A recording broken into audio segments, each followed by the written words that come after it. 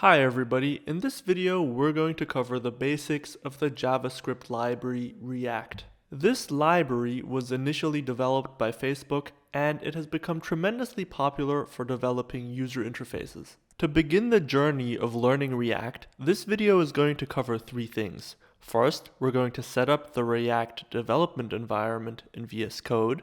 Then we're going to look at the sample application of a React app that comes with the installation.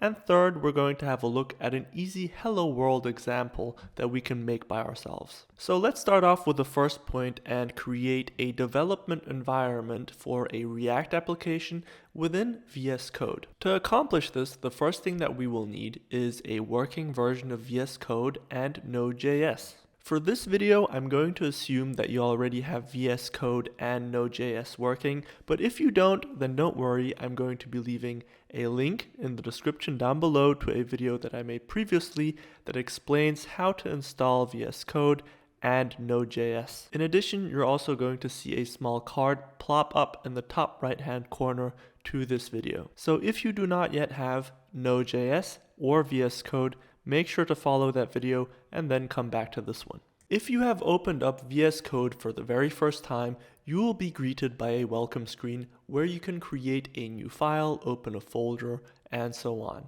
What we want to do is we want to create a new folder for our project and then open it within the workspace. To do that, all we need to do is click on Open Folder, then navigate to the location where we want to add the new folder, which for me is going to be in the VS Code projects folder.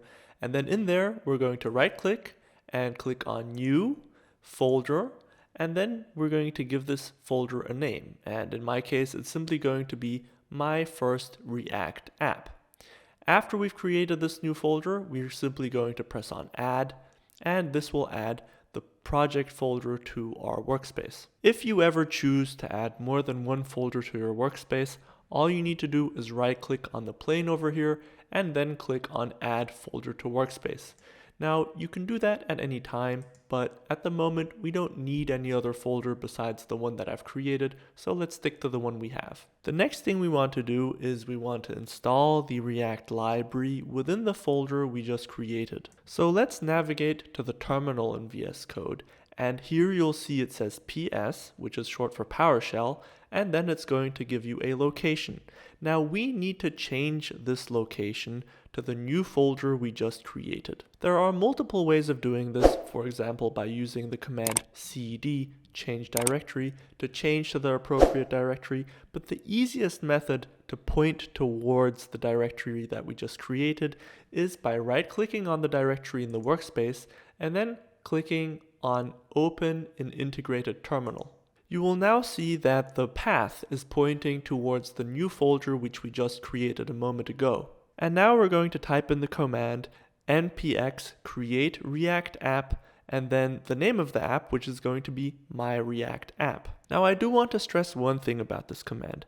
At the very beginning, you'll see it says npx, and that stands for Node Package Executor. And many people get confused over here because they know the npm, which is the Node Package Manager. But don't get confused between the two. Over here, make sure you use npx.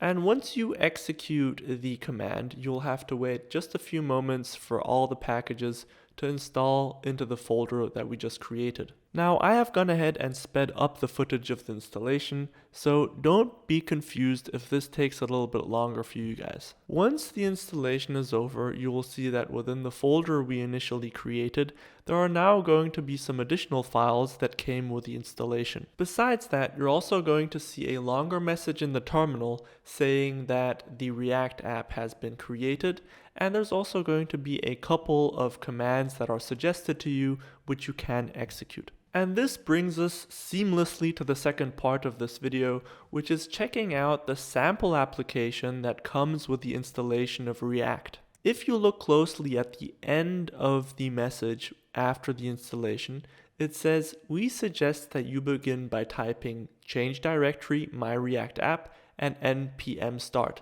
And this set of commands will start the sample application.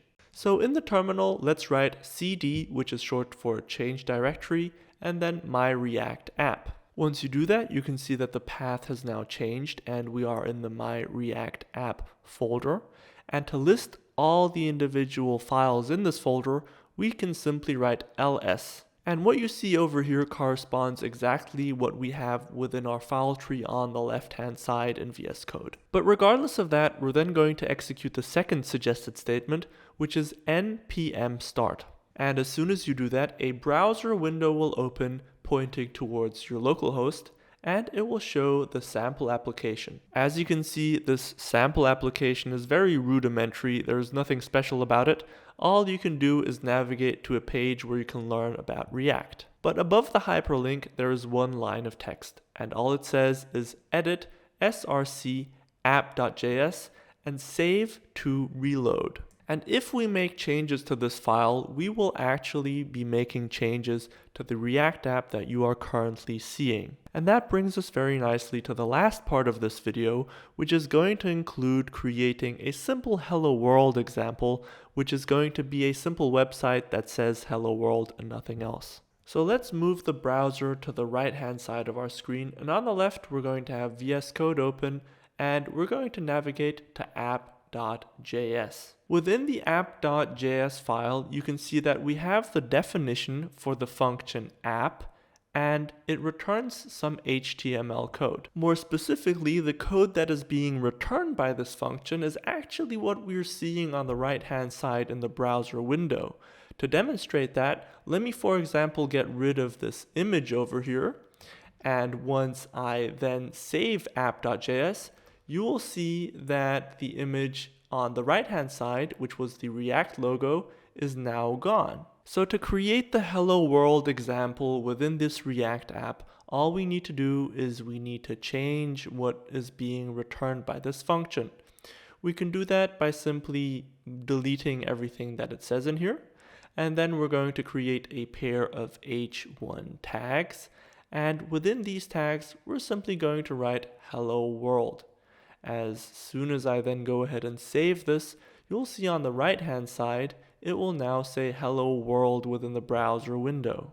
One of the things that you might be wondering is where the call to the function app is actually hidden, because within this file, we only have the definition for the function called app, but we don't have the call to the function. All we need to do to find it is we need to navigate to index.js.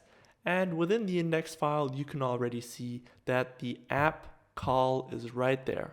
And the last thing that I want to mention is perhaps the most important, which is the fact that this function which we have called app is actually called a React component.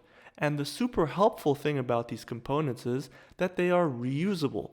So I can go ahead and create multiple calls to the app, and you will see on the right-hand side that as soon as I save this, these components are rendered multiple times, so it says hello world twice now. And the reusability of components is actually one of the key elements of React and what makes it so helpful. We're going to leave it here for this video, but if you found this video helpful, then make sure to leave it a like and give it a thumbs up, and we'll see each other in the next React video.